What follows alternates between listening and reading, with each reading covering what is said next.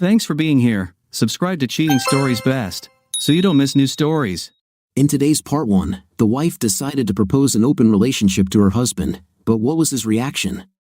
Today's part of a story with a similar plot, but it's not the end. Enjoy watching it. Before this happened, Hope had been nervous for weeks. She wanted, with all her heart, to be with Michelle for the rest of her life. He was her soulmate, her lover, her best friend, and her world, and also her confidant in everything but one thing. But this evening, everything was about to change. She hadn't talked to anyone about what she was hiding from Michelle, not even her mother, with whom she shared everything, nor with the girlfriends with whom she had grown up and started talking about boys and dreams for the first time. The only caveat was more of a formality. She sent the question to a well-known couples therapist and intim therapist who writes a relationship column in the local newspaper. The advice she received in response, after it was finally published, seemed cautiously optimistic if fraught. Hope read and reread the answer many times, and as the wedding approached, she decided it was now or never. Michelle would understand, and this would confirm their love for each other, strengthen their bond, and help bind them into a partnership for the rest of their lives. She tensed and confirmed in her mind and heart that tonight was going to be like this. It was supposed to be like this. She didn't miss a single detail, everything had to be perfect. Hope met tall, athletic, and devilishly handsome Michelle when she was just 17. He was older than her at 21 and was a friend of her cousin. She was instantly attracted to him, and suddenly the banal concept of love at first sight didn't seem so banal. It was she who chased him, although the chase did not last long. Hope was beautiful, attractive, and had a great personality. Michelle didn't stand a chance, and to be honest, he didn't want to. He was incredibly happy that he had fallen into the trap of this angelic creature, that it was his heart that was pierced by the arrow of her Cupid. They had a whirlwind romance, although she initially lied to him, telling Michelle she was 20, fearing her age would put him off. It was a lie she hated to tell, but she didn't regret it because the goal of catching him was worth it.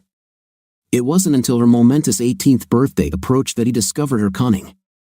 However, by that time, he was fascinated by her golden locks, elven beauty, and petite but athletic body. He also found her to be one of the nicest people he had ever met, and aside from her lies about her age, she seemed honest, frank, and sincere in everything she did. 6 years later, he proposed to her, and to his great joy, she accepted, sealing the promise of an eternity with a night of wild, passionate night that left him unable to walk properly the next day. Hope was happier than she had ever been in her life.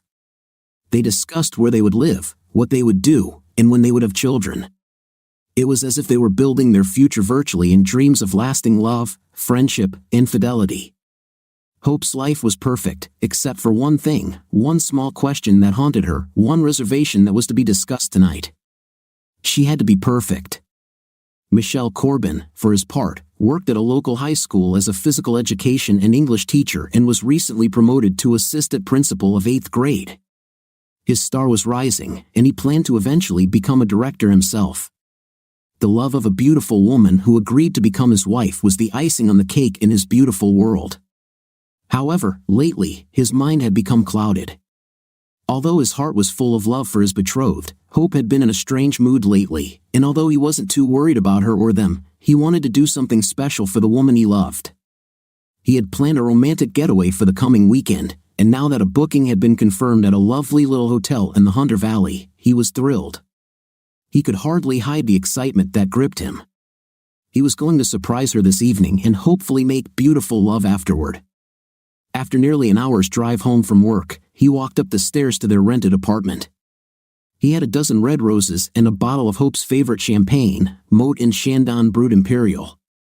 Usually, it was reserved for special occasions, but Michelle felt that tonight was special. He wanted it to be special. He wanted to amaze her, surprise her, and dispel all her doubts and problems. He knew that she loved him as much as he loved her, and this was only meant to be a confirmation of that love as they looked forward to their life together. However, upon entering the apartment, he was surprised. Hope had placed many candles around the apartment, and when they were lit and the lights were dimmed, it created a beautiful and elegant yet strangely ethereal atmosphere. The small glass dining table was set for a romantic dinner with beautiful pear candlesticks, a gift from his Aunt Gemma, in the center. divine smells wafted from the kitchen. He smiled. Hope had clearly made an effort, which meant one of two things: she wanted something or wanted him. Even her desire for something usually ended last. He smiled slightly and felt himself getting excited with anticipation. "Hi, honey," she purred as he entered. She was in the kitchen wearing a nicely yellow off-the-shoulder dress that he adored. It was scandalously short, showing off the round curve of her butt as she bent over. He became even more excited. He silently knelt down in a position of worship, handing his lady the gifts he had bought her. Hope sounded with delight and genuine affection as she accepted the flowers and champagne, both her favorite gifts, and her heart fluttered that he could be so kind and romantic. She carefully placed them on the bench and pulled her man to his feet, peppering his face with hot, wet kisses, leaving a trail of bright red lipstick in her wake. "Ooh, something smells great," he exclaimed with exaggerated swagger, turning her around and greedily grabbing her from behind, inhaling her scent. "The food smells good too." She playfully waved him away with a kitchen towel. "Tiger cub, dinner will be ready soon. Go get yourself cleaned up." He kissed the back of her head, stroking her bottom with his grasping, groping hands before he reluctantly pulled away, growling playfully as he did so. He broke a showering record of sorts, making sure to wash all the right parts of his body with the scented gel that Hope liked. It was a strawberry body wash that smelled fresh and sweet, which she said made it taste even better. He was in a great mood as he dressed in the casual loose-fitting trousers and black monogram turtleneck she had recently bought for him. The latter hugged his body well, highlighting his impressive physique, and the dark color highlighted his handsome face. Dinner was excellent as usual. Hope was an excellent cook and once had plans to become a chef, but working in hotels is a lonely job, and her friend's older sister talked her out of it, saying that working in a kitchen was a terrible career choice and incompatible with a strong relationship. So those dreams were dashed, and instead, she poured all her passion for food into making those close to her satisfied and happy. As they sat admiring each other over a glass of champagne, Michelle wondered what was about to happen. He looked at Hope with hungry eyes but first wanted to tell her about his plans. "Hope, he said with happy purpose and a wide smile. His heart ached for her, his body longed for her, but she raised her hand to silence him. When he looked into her eyes, the smile slowly faded from his face. "Michelle, I need to say something, and if I don't say it now..." She suddenly looked into his eyes, worried and nervous. She wrung her hands absent-mindedly and cracked her knuckles. "Michelle, I love you so much. I love you with all my heart, and you make me so happy." She still looked nervous, and now that nervousness was starting to rub off on Michelle. Her words, her actions, everything spoke volumes. "Hope, is there?" She silenced him again. "Michelle, you are the best man I have ever known." "Oh, how can I say this? I plan everything in my head, but everything falls apart." The last part was said in a whisper with downcast eyes. "Michelle, I thought about this a lot. I even sent..." She almost stuttered from the tension that was accumulating inside her, threatening to burst out at any moment in a stream of tears. "I sent a question to..." She paused. It was harder than she thought, harder than anything else she'd ever done. Then she realized that she should have written out the script. "Perhaps you could read it instead," she shouted hastily and furiously, the words colliding with each other. "Maybe you will read what I sent and the answer." While Michelle sat in confusion, Hope jumped up from her seat full of frantic energy. She grabbed her phone, muttered to herself, and quickly opened the bookmarked page from Madison Bin's column, A Relationship and Intim Therapist. "Here," she said quietly, unsure of herself, yet she put the phone in Michelle's hand, on whose face confusion and doubt were clearly visible. "Please read this with an open mind and an open heart. I love you so much." He slowly looked down at Hope's phone. It was a well-known column for an intimate and couples advice from a local online newspaper. He'd read a few of them over the past year, always getting a kind of vicarious thrill when he read some of the questions people asked. But now, Michelle looked up at Hope and raised an eyebrow. She awkwardly poured herself a large glass of champagne, then threw her head back and swallowed it in one gulp. He looked down at the phone again and began to read, his heart breaking with excitement. "I am deeply in love with the man I have been dating for the past 6 years, since I was 17. He is everything to me, and I want to grow old with him. I know he feels the same. I love him so much it hurts, but I have one doubt that keeps me up at night, making me wonder about our fast approaching wedding. My fiancé is the only man with whom I have had an intimate relationship. He is 4 years older than me, and I feel I will miss the experience of being with other men. I want to know what it's like to be with someone else. It's a burning desire that I'm struggling to overcome. I want us to have a period of 6 months before we get married so that we can both see other people freely and have an intimate with others. How can I ask him, convince him, without destroying what we have? In surprise, Michelle dropped the phone, and it hit the glass tabletop loudly. It was the death of what he considered so beautiful, so pure. She was now corrupted by dark deceit and illicit lust. Her reasons seemed incomprehensible, impossible, and illogical. "Do you already have someone?" he finally managed to push out. His voice was quiet, but the pain was palpable. "Michelle, no. Oh no, no, no. I can never change you, no way." She reached out to take his hand. It seemed limp, lifeless, as she grabbed it, gently stroking the back of it. "You are my man in every way," she continued, but was shocked when he abruptly pulled his hand away from hers. "But I am not and will not be this," he gestured to the phone. "This changes everything. This tells me that I am not your everything. Why? Am I not loving you enough? Is making love to me really that bad?" he begged, his voice hoarse and his eyes searching. This was the moment she knew these questions would be asked. Such a simple request and such a difficult answer. With shaking hands, she clumsily poured another glass of wine and swallowed hard. "No, Michelle, no. I know that you love me. I see it every day, I feel it every moment. Your love for me is so beautiful, so sweet and tender, and you know that I can't get enough of loving you. But it's not all that. It's because I have so many questions about myself, about what I am or what I'm missing. I have so little experience. We met when I was only 17. I was still a child. I'm a woman now, but I've only been in one real relationship, and it's a great relationship. But I'm nervous, I'm worried. When I see my girlfriends with their boyfriends, feelings stir inside me, and I wonder how it would be." "Please don't," she said, seeing tears on his face. "Please don't cry. Oh God, I'll ruin everything."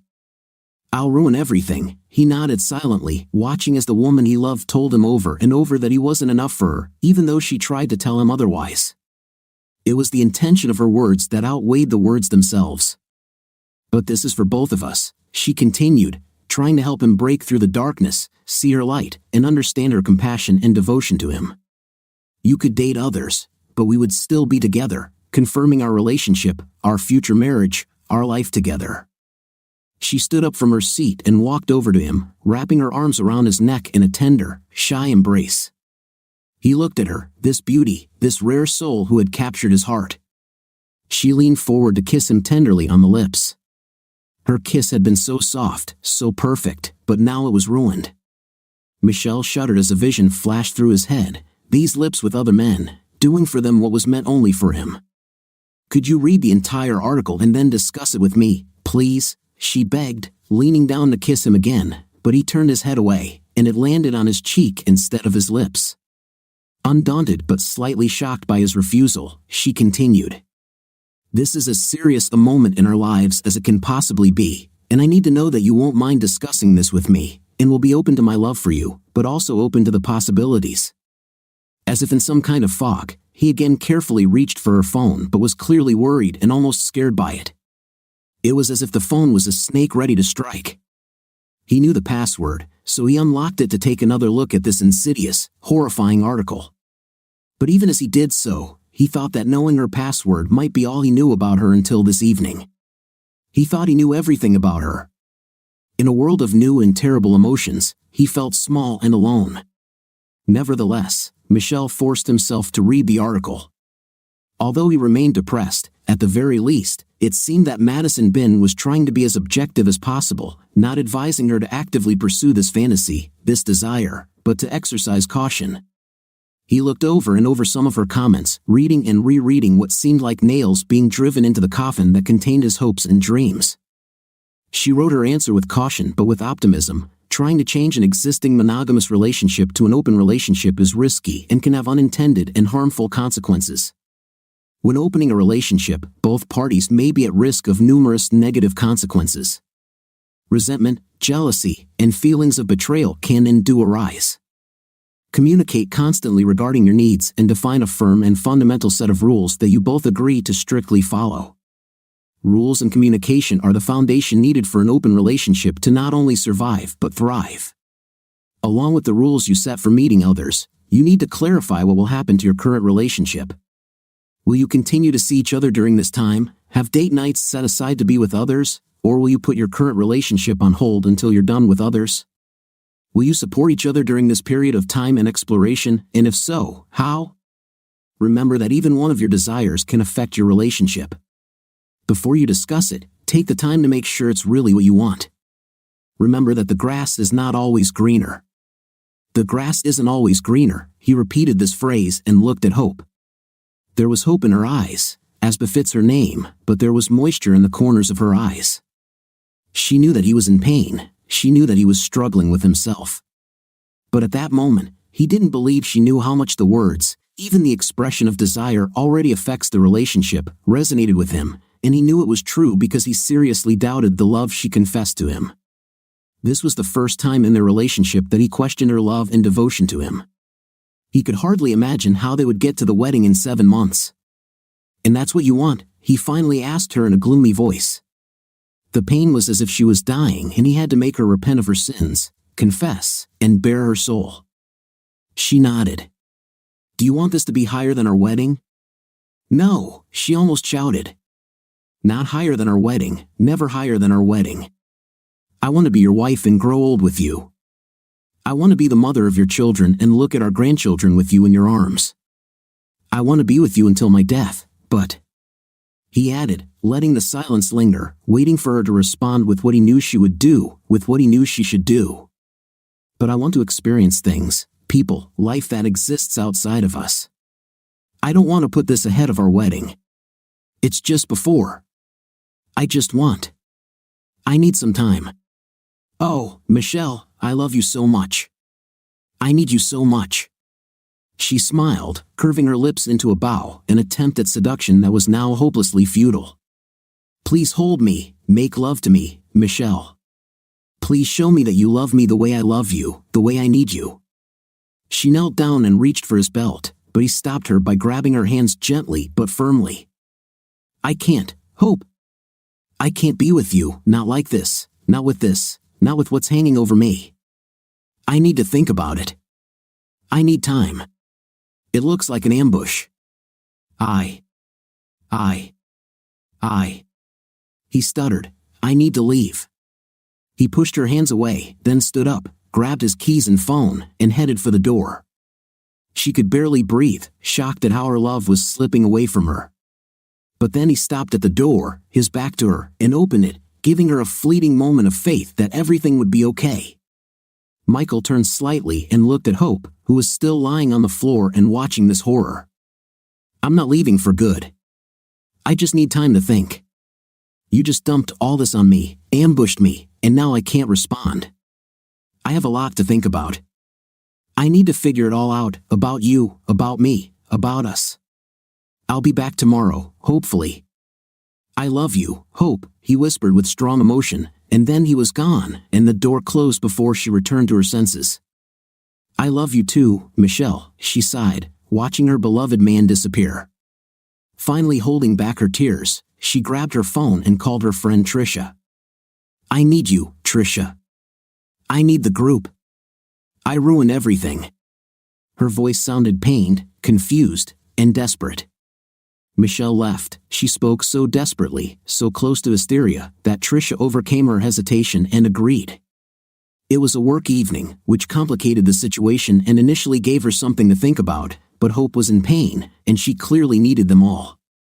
If Michelle was gone, if Hope had done something so egregious that the man who loved her so much that they all jokingly claimed it made them sick had left, then there was no choice but to come to her aid. In light of this, Tricia began making new calls. She called them all and asked Eliza, Petra, Leela, and Kimberly to help Hope, and yes, they would all come together for their friend. It took about an hour before they all gathered, but for the sake of their friend who needed help, they came. Everyone was shocked by Hope's exhausted and pitiful appearance. They hugged her, cried for her, not even knowing about her grief. She had been their friend, had been there for all of them at different times in their lives, and now they had come for her. Finally, Eliza was the one to break the awkwardness by raising a question they all needed an answer to. The fear was that Hope had cheated on Michelle. What else could have turned him off? His devotion to her was straight out of sappy romance novels and Hollywood fantasies, and they were all jealous of her. Hope simply showed them the article like she had done with Michelle earlier in the evening. I sent this, and tonight I finally talked to him about it. You didn't do this, did you? Asked Petra, the youngest of the group, who was only 19 years old. Of course, you wouldn't do that to him. Hope nodded silently, causing the others to sigh. At least she didn't cheat, but according to the article, from what they understood from reading it, from the tension in her voice and the clenching of her hands, it was clear that she was seeking approval to do just that. This man loves you, Hope. He adores you, Tricia exclaimed. She dreamed of finding a man like Michelle, but instead, there was an endless series of disappointments, one loser after another simply passing through her dating life. While she never envied her friends' relationships, she definitely craved what Hope had, spending many nights longing for even a fraction of the happiness that Hope enjoyed. Then we'll just cancel everything, Eliza said hastily when everyone looked at her with concern. I mean, just say you changed your mind. Do not do that. But I want. I need, Hope repeated her previous arguments. I won't cheat on him, and I can't explain it in a way that makes sense even to me, but he is the only man I've ever been with. I need something more. I need to explore and understand. Oh, I ruined everything. She looked with longing. He didn't even make love to me, although I begged him. He had never turned me down before, but tonight I tried to force him to be with me, but the thought of being with me put him off. He pushed me away and just left. Can you blame him? Petra responded as the group hugged and cried once more. He probably thought you were trying to bribe him with Intim. Hope tried to speak but fell silent. That was exactly what she did. Michelle saw right through it, saw right through her. Men are good, Eliza said when the tears subsided again. All the girls giggled and nodded in agreement. But let me tell you, sisters, if I had to choose between the manhood of a stranger or the manhood of a man who loves me, I would choose the one who loves me every time. Night without love ends and disappears, but love always goes on. Don't confuse lust and love. Think with your head and heart, not below the belt. Anyway, I thought you said Michelle was a great lover. I think, yes, he certainly satisfies me completely, but I have no one to compare with. I have no other experience. I just want to have it, just once, before we get married, before I spend the rest of my life with one man. Then Kimberly said what many were thinking, her words cutting and ringing true. If you're not careful with it, someone else will pick him up. This man is too good-looking and too attractive to just let you play on the field and cheat on him before marriage. He'll get a bed warmer, and then she won't want to leave, and he might not want to either. Silence fell over everyone again. I wouldn't make him a cuckold, Hope objected. I want this for both of us. It's only fair. I would never do something just for myself, and I would never be able to humiliate him, show him such disrespect. I made it clear that if I was doing it, then so was he. But Hope, Kimberly continued, that's exactly how it will happen, both in his head and in reality. He will think that you are cuckolding him. He will know it. Everyone will know it, and they will be right. Most of the girls nodded their heads in agreement with the slightly plump brunette. Finally, Lila spoke up, having been mostly silent as she absorbed all the information and feelings from Hope and the others. She carefully checked her words, fearing that they might be misinterpreted. You are honest with him, Hope, and he knows you love him, and even a blind man can see that he loves you. You just have to stay strong and true to what you need if you want him to agree. The others were shocked that Lila would condone Hope's choices and were about to reprimand her when she continued calmly. It's not something I would do, especially with a guy like Michelle, but if you want it so badly, you must see it through to the end. Stay true to this path. It will be difficult, but I will help you. And Michelle.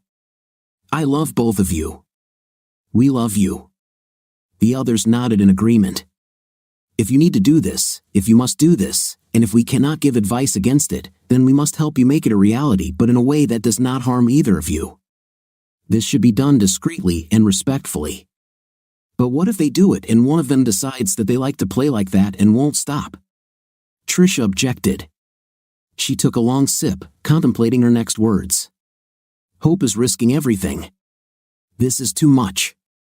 What if she likes extra men or he likes extra girls? She turned to Hope. You say you want 6 months, but what if one of you wants longer, or someone else likes it better? This won't happen. I love Michelle, and he loves me, Hope spoke confidently and calmly, but in her heart, she was not so sure. None of us would do that to the other. He probably didn't think you would do this either, Petra objected. Silence fell over the group again, and they sat for a long time, wondering what Hope was up to and how to talk her out of it or help her get her wish.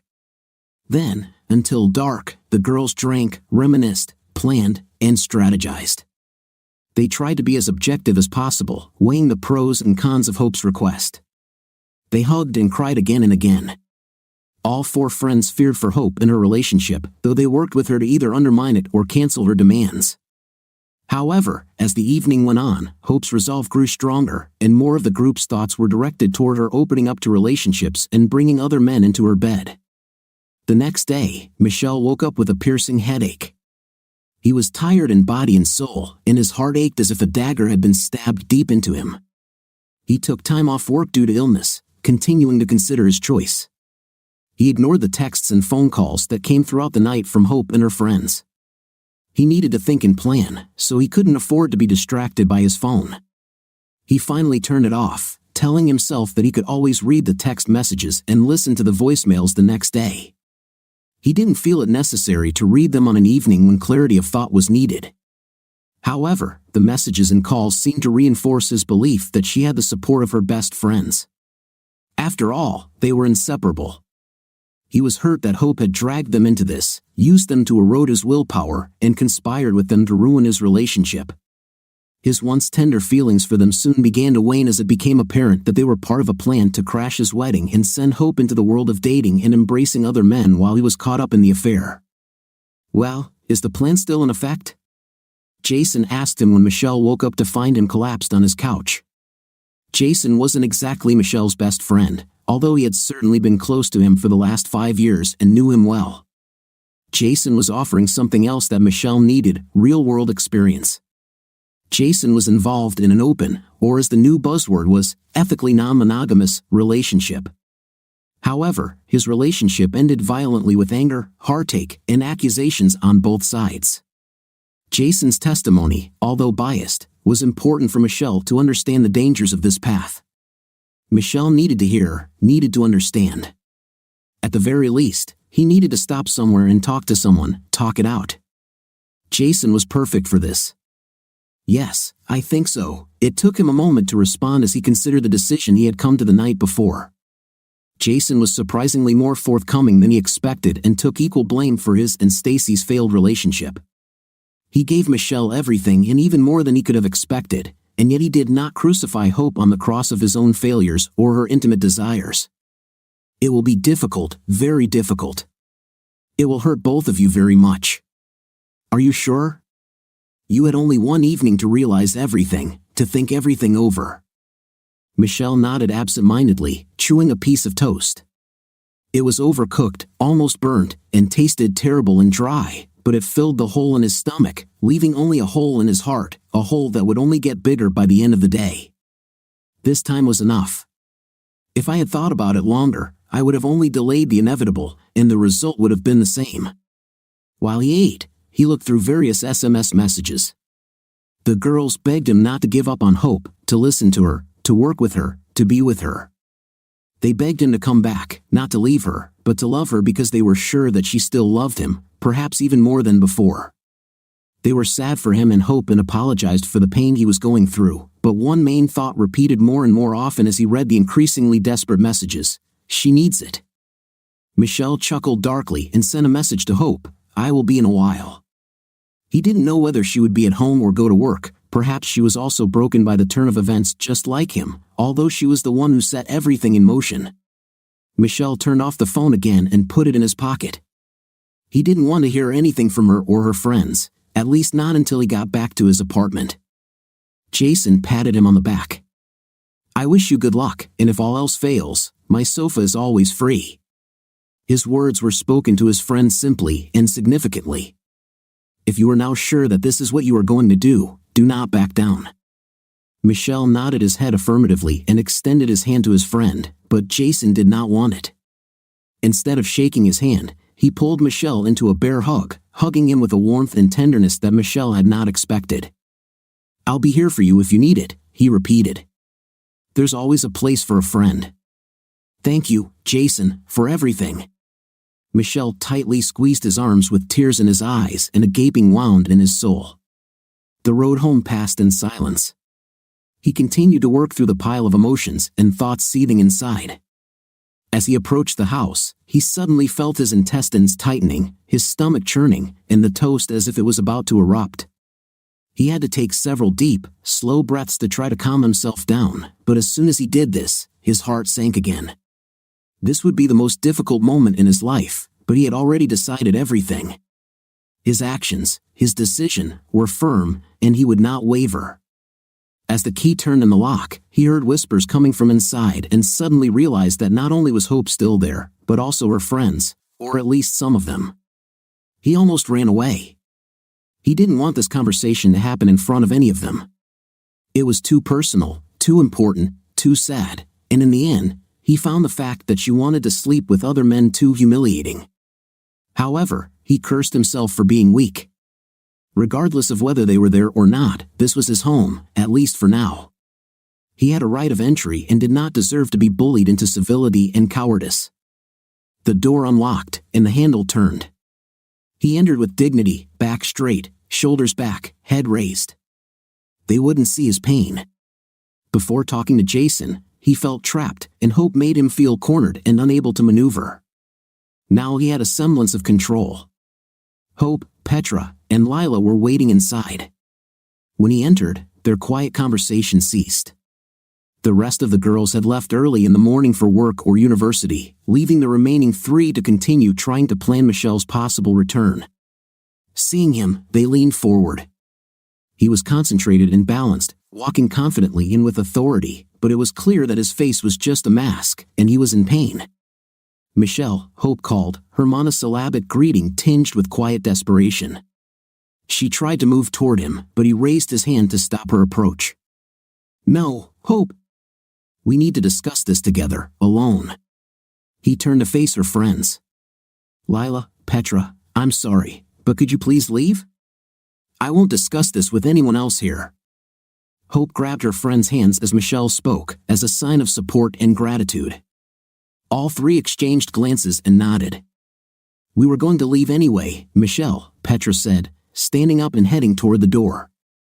She loves you, she whispered to him almost imperceptibly as she passed by, but he did not show that he had heard, nor did he confirm her words.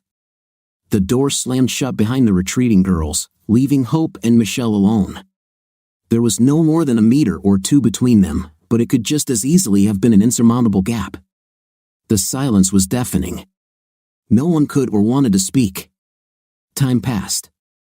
Hope bit her bottom lip quietly, waiting, wanting Michelle to say something that would let her know that everything would be okay, that they would be fine. But at the same time, she wanted to speak herself, to beg her beloved man to give in to her request, to give in and submit to her desires. In the end, it would benefit both of them. They would both benefit. They would both be able to enjoy it as a short-term hobby, a novelty. Then they would spend the rest of their lives together. Finally, Michelle invited her onto the sofa, and he sat down next to the only woman he had ever truly loved. Gently, with reverence, he took her hands in his and looked into her eyes, searching for everything and everyone in them. Michelle, Hope began, but Michelle shook his head, silencing her. He held her gaze, looking lovingly into her eyes, lost in the love that lay there but also teasing her. "Please, Michelle," she began again, but Michelle silenced her once more by leaning forward and kissing her softly on the lips. He felt her shudder. She was so tender, so perfect. Her lips were hot and wet, and he felt her breathing in ragged bursts. "I agreed," he said finally, and Hope's heart almost broke. She hugged him tightly, almost swallowing his large figure into her small one, and wrapped her arms around the man standing in front of her. However, he continued, slowly freeing himself from her limbs that wrapped around him and held him. She tensed, suddenly afraid of his next words. "There are several conditions that are non-negotiable. First of all, let me state right now, I feel like you have me backed into a corner, leaving me with virtually no options. If I don't agree, I'm sure you'll end up cheating on me." She tried to deny it, gasping and shaking her head furiously, but he pressed his finger to her lips. "I'm sure you will do it. Oh, you will hide it from me, or at least try, but then you will lose respect for me even more, which will completely destroy our relationship. This desire is too strong for you. Otherwise, you wouldn't talk about it. It will gnaw at you until you give in. And then where will it stop? When will it stop? Alternatively, I could just agree to all your demands, but that would leave me with nothing. In the game of casual night, you clearly win. It's not a level playing field, and you know it," he said, gesturing at her body. "You are beautiful, nicely, and a woman. You can go out on the street right now and within an hour find someone to sleep with you. How can I compete with that? We'd compete on different fields. Heck, we'd play completely different sports. Or finally, I can break up with you here and now, but this will cause me deep pain, babe, greater than you think. Still, I will be left with nothing, and you will still go around and have a night with everyone you can." Tears began to flow from his eyes, causing a similar reaction from her as she repeated over and over again, "No, no. So, this is what needs to happen for me to agree to your outrageous, cruel request." At these words, she trembled with fear. In these words, there was a hint of anger and deep, disturbing devastation. Oh, she knew that he would not lay a finger on her. Her fear was not associated with a physical threat, but she was afraid for her relationship, for the upcoming wedding, for her future. Time changes from 6 months to 12. "No, Michelle, wedding 6 is all I need," she desperately begged him, but he silenced her again. 12 months, as I already said. This is not discussed.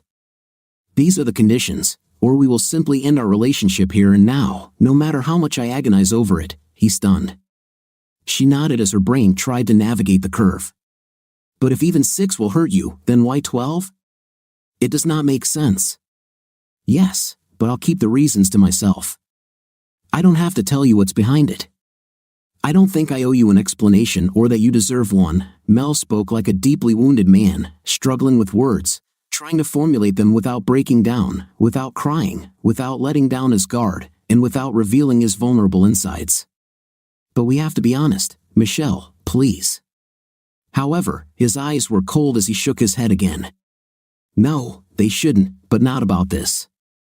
You caused me great pain, and this will be your retribution. Secondly, at this time, there will be no us, the wedding is cancelled, and we part ways on a temporary and friendly basis. It will be easier than trying to explain to others why we might be seen in intimate situations with someone else, and it will give us the freedom you seem to want and need so badly." He reached out to her again, took her hands in his again, only this time he used tenderness as a simple art, deftly removing the wedding ring from Hope's finger, tugging on it with a light and gentle movement. "No," she screamed as the ring slipped away from her, but her agonized cry meant nothing to Michelle. He put the ring in his pocket and continued, "Since we will live separately, you will not wear my ring. The thought of you having an intimate with another man while wearing it, or even if you still have it, makes me sick." Now she was crying a steady, constant stream of tears. "Thirdly, during this time, there will be no communication between us. Nothing, no phone calls, no texts, no social media, no emails, no showing up at someone else's house, no using friends to check, spy on, or stalk each other. We simply will not exist in each other's world." She began to think further. No contact for 12 months, neither together nor with the love of her life. No, this is unacceptable. They might as well break up. They broke up. There is no other reasonable explanation. Are you breaking up with me? She make a sound, shocked and offended, but he didn't answer. In truth, because he was close to tears and had to concentrate on saying his words, he must inform Hope of the guidelines, rules, and structure that will surround them for the next year. And finally, you tell everyone who asks the honest truth about why we broke up. You tell them that you wanted to have casual intimate with others, that it is your decision. No one in this business will brand me as a bad guy. I will not tolerate being seen as the one who tore us apart. If I ever hear that you lied or misled people about our separation, I will not return. No, Michelle, no, I don't want this. I don't agree to this, to any of this, not now, not ever. In fact, she realized the wheels and gears were spinning in her head as she tried to get ahead of this unfolding and now, exit catastrophe. I don't want this anymore. I don't want to spend time away from you or from us. This is a mistake, a terrible mistake. I'm really sorry, really, I'm really sorry, he smiled faintly, pressing his right hand to her cheek. Even upset, she was still beautiful, she was the most beautiful woman he knew, and he felt terrible for her pain. But it was she who caused the pain. The blade of lust and desire that she had wielded the previous evening was double-edged, and in her erratic attempts to use it to cut herself a bigger piece of the pie, she had severely wounded both herself and the man she loved. Sorry, Hope, that's how it's supposed to be. I don't believe that you won't look for other men as soon as I turn my back. I don't trust you at all. How did you think this would all end, bringing up the issue of wanting other men months before our wedding? You knew about the danger, it was obvious in the question you asked Madison. She even warned you about the risk, you knew, but you still went forward. And for me, this says a lot. This is something so important to you that you are willing to risk our relationship, our wedding plans, and our entire future together for the sake of your own intimate gratification. No, he stood up, leaving her on the sofa with her pain. It will be like this. He went into the bedroom, picking up their 2 suitcases and his duffel bags. I'll take what I need now, and then we'll be done. We'll rent a place, and nothing I leave behind will be irreplaceable. He paused briefly, looking around the bedroom, the place where he and Hope had made tender love or had night like rabbits. It was a refuge from the outside world where they could hide from the storms that surrounded them, where the darkness and horrors of the world could never touch them. But now, as his gaze fell on all the furnishings and attributes of the room, it was all foreign. It all belonged to someone else, someone who would rather open his legs for others than open his heart to him. What about the rules? She asked. ISA offered a set of rules, and this strong, reliable communication was essential. Safe intimate, how many can we date, and how long is the break between dates? Is anyone banned, Michelle? We need to resolve these issues, we need to reach an agreement. She picked up the notepad and pen she had put aside for just such an occasion. The only rules are what I said, nothing else worries me. You're an adult, you can decide for yourself. And as for safe night, if you don't practice it, it means you're stupid. Do this not for me, but for yourself and your partners. He heard her hoarse sobs but continued relentlessly, despite the fact that his heart was broken into 1,000 pieces that might never be put back together. In a year, he looked at his watch and pressed the button to highlight the date on the 20th of May at noon. We will meet in a cafe on Brown Street. He began to hurriedly gather the clothes and personal items he would need and want to take. We will meet, and we can reevaluate our relationship and determine how to proceed. He didn't look back at her, didn't see how she curled up into the fetal position, burying her head in her knees and wrapping her arms around herself, and even if he did. At that moment, he was beyond caring, beyond concern about the woman he loved. It was not that his love suddenly disappeared, but that he could not approach her. It was a trap that would bind him to her, force him to give up his resolve and give in. He gathered his courage, protected his heart as best he could, carried out the plan he had come up with Jason's help, and carried it out.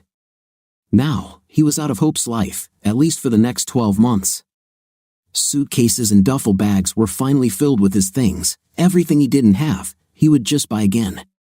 As he carried them to the door, he finally looked at Hope. May 20th, Brown Street Cafe, noon. There was no answer, only a quiet whimper. Hope. He tried his best not to reach out to her, not to console her. He reminded himself that she was the one who had created this terrible mess. Hope, do you understand? And yet, the only answer was the low, frozen grief that poured out of her. He sighed. She was the one who rolled that ball downhill, and now that it was out of her control, she was the one who was breaking apart uncontrollably. She was alarmed by the trajectory and speed with which he hurriedly moved away from her, taking Michelle with him. He grabbed a piece of paper, wrote the details on it, and then shook his head and walked away. "I love you, Hope," he repeated, leaving their apartment for the last time. This time, she didn't say a word or sound in response. Having received no replies to their messages, Petra and Isla returned at the end of the day to find the front door unlocked and Hope still curled up on the couch. Her chest and stomach ached from the constant crying, each sob sounding like breaking glass, but she couldn't stop, and it felt like she might literally never stop. Her friends sat next to her, huddled together, wrapping their arms around her to protect her and give her warmth and love. They received no help from her in understanding what had happened, although it was clear that whatever happened was catastrophic in the destruction it caused. Tricia and Eliza arrived early in the evening, taking with them a fair amount of alcohol. There was work to be done again the next day, but this disaster was worth getting drunk, and getting drunk hard. Their friend needed them. To hell with work and university. It took time, gentle but focused coaxing, and a lot of alcohol before Hope finally came clean. It was late evening. The girls sat in shock. Mel's empty closet, the piece of paper with a hastily scribbled note, the missing wedding ring, and the fact that all their numbers were now blocked by him certainly indicated the finality of his decision. All these were nails in the coffin and a slamming shut, even if temporary, of this part of his and her life. And for what purpose? Nobody dared to think. At 11 p.m., they received an alert on their phones that the Facebook event for Michelle and Hope's wedding had been updated. The event itself had been cancelled, and a short, cold post had been created to clear up any questions. Hope and Michelle's wedding is called off. Hope asked to take a break from the relationship to explore her intimate attraction and desire for other men. She gave Michelle permission to do the same with the women of his choice. They agreed to meet in 12 months to reevaluate their previous commitments and determine whether they had a future. Until then, there is no need to consider any relationship, no need to plan or attend a wedding. Almost immediately, they noticed an update on his Instagram. He posted a meme with a picture of a broken heart and the caption, "When the love of your life says you're not enough for her." "Well said," a shocked Tricia said. "Michelle just dropped a couple of nuclear bombs. He won't let you control the narrative. What do we do?" There was no answer. Everyone was too stunned and shocked by the rapidly escalating state of affairs. M's thoughts clearly became available to everyone. Hope will have to deal with the consequences, and more than once, while they were wondering, one last message was sent to both platforms. "I was planning a special romantic weekend for Hope, and I booked a room at a lovely guest house in the Hunter Valley with all meals included. I don't need it anymore, but if anyone can use it, please let me know." Damn was Hope's only response, a legitimate and deserved response. A wonderful weekend is lost, a relationship is on the rocks, and 12 months of no contact with the man she loves. "I hope it's all worth it," said a saddened Tricia. Tears appeared in the corners of her eyes. She loved Michelle. He made her friends so happy. He was kind and considerate, warm and caring. But now, Hope's greed and desire had destroyed all of that. Michelle drove off and found that he was driving without a destination. He was not going anywhere aimlessly and chaotically felt lost. His thoughts were disordered and dull. Eventually, he found himself driving down a long empty road. He managed to leave the city and was now somewhere in a semi-rural area. He didn't even know where he was and decided he needed to get his bearings. He stopped on the side of the road and got out of the car. He walked around slowly, taking his time to warm up and assess his current situation. The enormity of the situation immediately decided to overwhelm him, and he screamed to the heavens. He screamed until his throat and lungs hurt, and then he screamed some more. He kicked rocks and sticks in a fit of rage and emotion as he finally let it all out and gave vent to the feeling of horror and horrifying emptiness that he had deep inside him since Hope's ambush the night before. How could she do this to him, to them? Did she ever truly love him? He staggered over to the wire fence of the adjacent paddock and leaned against one of the thick wooden posts. A cow stood nearby and looked at him with large and impassive eyes. Michelle could not help but smile sardonically. His life was falling apart, and the cow only wanted to eat grass. While he was watching the cow, a calf cautiously came out from behind her, following the mother's empty gaze in Michael's direction. The dejected man was a curious sight to the creatures, but they paid him no mind as they slowly walked away in search of greener grass. Yes, he thought, here it is. He should have known and planned for the next step, but he didn't think about more than confronting Hope. As a calf treats a cow, so it treated its parents. They would protect him, take care of him, and although he was no longer a child and closer to 30 than 20, he needed them now more than ever. He determined where he was using the GPS on his phone. The drive to his parents would take about 2 hours, but it was doable, and he would get there by late evening. Along the way, he called his director, Gianna Knox. She was an old lady who strictly adhered to the rules. She was tough but fair, treating everyone the same no matter who they were. Her reputation was often fueled by those who wanted special treatment and did not receive it. "Hi, Gianna," he began, his voice trembling. He knew it would be difficult, potentially humiliating. "I prayed that I would retain some self-respect, some level of decency, and not cry like a baby." "Michelle, your voice is terrible. Everything is fine." If Michelle's voice was weak, then Gianna's voice was firm and deep, almost masculine. It was this voice that also contributed to her harsh and unapologetic reputation. Not really. He felt tears welling up in his eyes, emotions welling up inside him again. He swallowed hard, trying to control himself. "We broke up with Hope, and that was all," he managed to say before he began to sob uncontrollably. "So much for your pride," he thought, but now nothing could hold back the flow of tears, and he cried and cried. Gianna remained silent, allowing the young man to pour out his grief. She knew how much he loved Hope, everyone did, and it made sense that he would be emotionally overwhelmed right now. She herself had gone through a terrible separation when she was around his age, and it had scarred her for a long time, making relationships difficult if not impossible for years to come. And although she still knew nothing of the circumstances, the reason was unimportant compared to the fact that something so important and meaningful to the young man was now over. "Michelle," she finally said when the sobs had subsided enough that she decided she could talk to him substantively. "Michelle, I know it hurts, and it feels like the end of the world, but you don't have to worry about anything here at school, okay? I need to check, but I can't remember you taking sick leave for a long time. Take a few days, a few weeks, just let me know, okay?" He nodded, but she couldn't see him in the car. Finally, he squeezed out the weak and feeble words, "Thank you." "And Michelle," she continued, softening her voice and trying to look warm and respectable, "if you need to talk, I'm here. Call anytime, at any. I know what you're going through. I know how much a breakup can affect a person. You don't have to do this alone." He muttered something, perhaps an acknowledgement, but she wasn't sure. His voice was so quiet and filled with such pain. He passed out, leaving Gianna's heart to ache for the young man. Then, with a feeling of ominous anxiety, she began to think about the consequences. What will happen when word gets out that he is suddenly free? He is handsome, smart, attentive, and pleasant to talk to. She shook her head, realizing that sooner school would turn into a meeting place where Michelle would be the main dish for all the hungry, lonely employees. "Crap," she said with a wry smile on her lips. It was already getting dark when Michelle arrived at his parents' house. They were surprised by his arrival without warning, and the expression on his face made them fear for their son. When he, without saying a word, took out his beige and entered the house, his mother squeezed him in her arms, burying her face in his chest and crying. She saw the pain and knew that his relationship with Hope was in danger. If not over entirely, then the wedding was most likely cancelled. He stood motionless for a minute before breaking away from her embrace. Michelle waved her away, and his father, Francois, looked at him silently, concern written on his face. Michelle, with a mournful gait like a funeral procession, walked through their house to his old room. When he moved in with Hope many years ago, it had been converted into a guest bedroom, and it looked nothing like the one he once had, but it was private, with a comfortable bed, and that was all he needed right now. Michelle closed the door behind him, put his things in the closet, and then collapsed onto the double mattress, still dressed.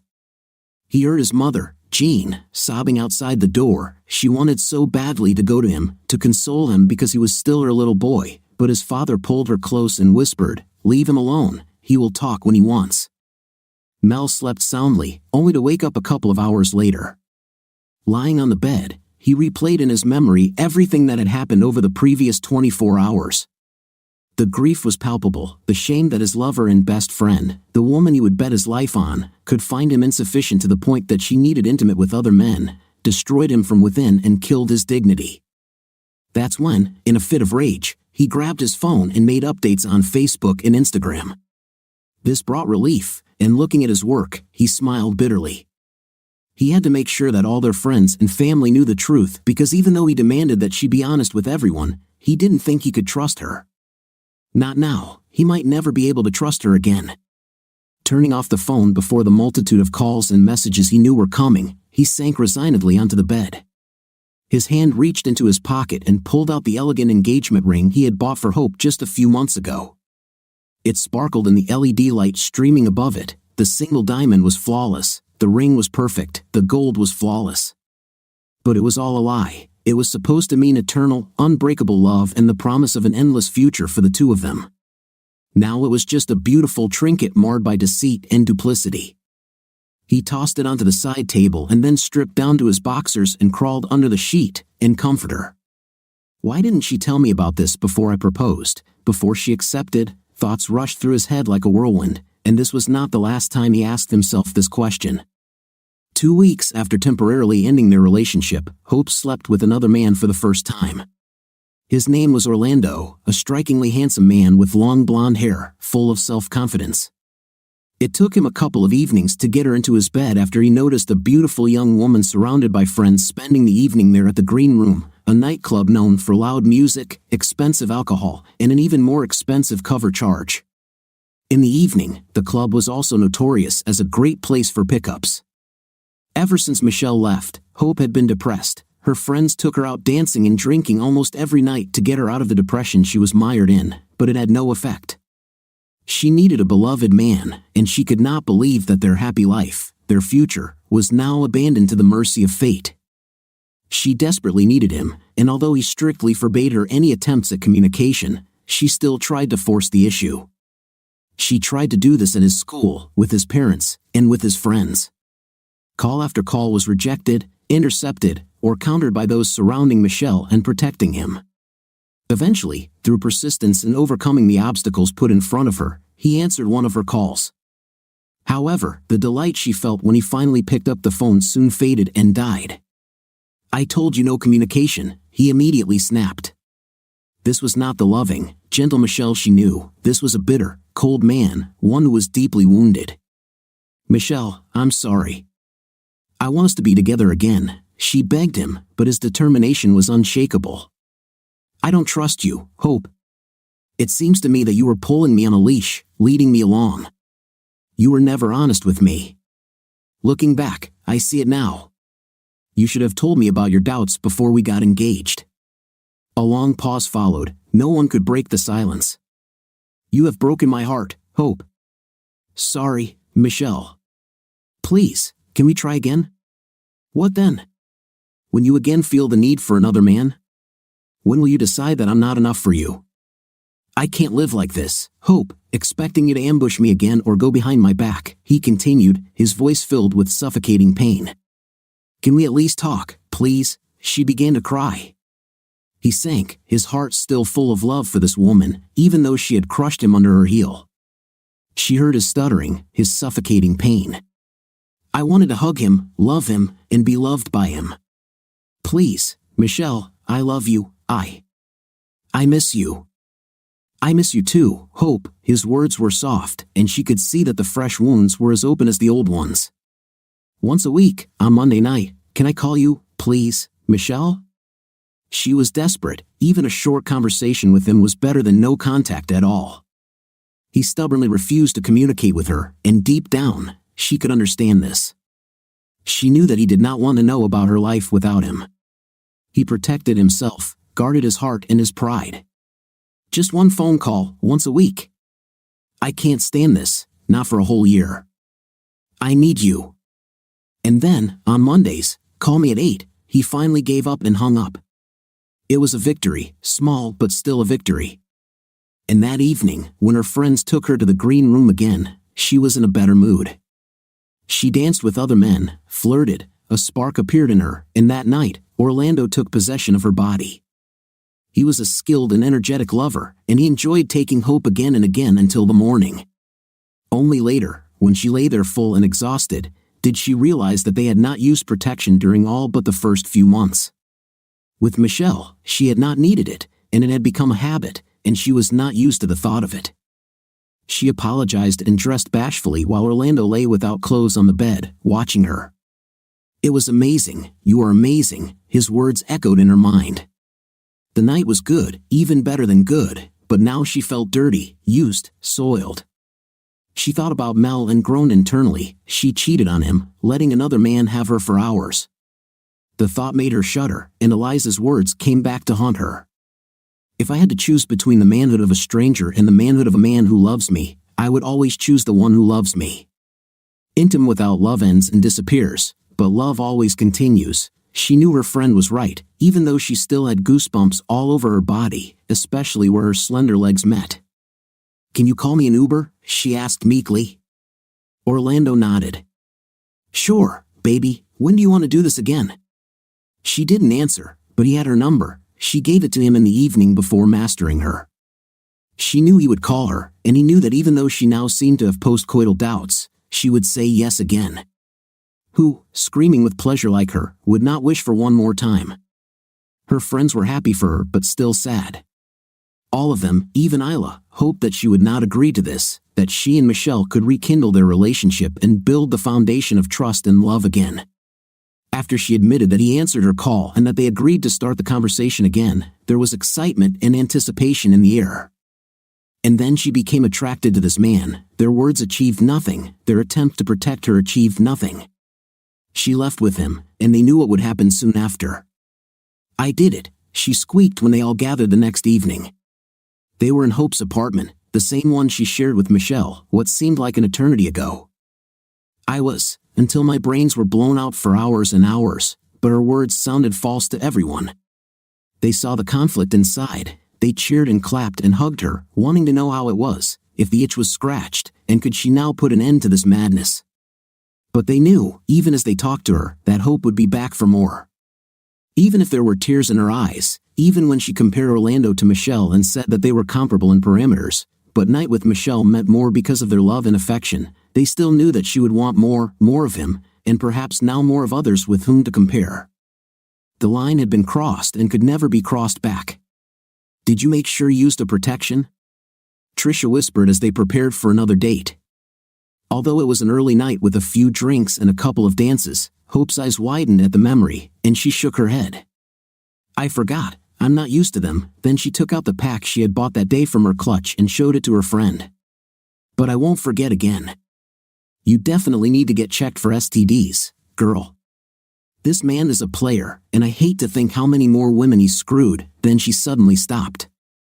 "Wait, are you even taking birth control?" Hope nodded. She had been taking the pills since she was 15. Her gynecologist just prescribed them for her to ease period pain. Then, when she became intimately active with Michelle several years later, she continued to take them to ensure that there were no accidents. She wanted to have children with Michelle, but only after the wedding, only after she becomes Mrs. Corbin. Continued in the next video. Subscribe to the channel and click on the bell so you don't miss the second final part. The link to the second part will be in the description of this video below. What do you think of our first part of the story? It seems to me that this is just the beginning of the end. I think that in the second part will be much more events that will attract you even more, and I myself am interested to know what will happen next. What's your opinion about the first part? Write in the comments. See you in the comments.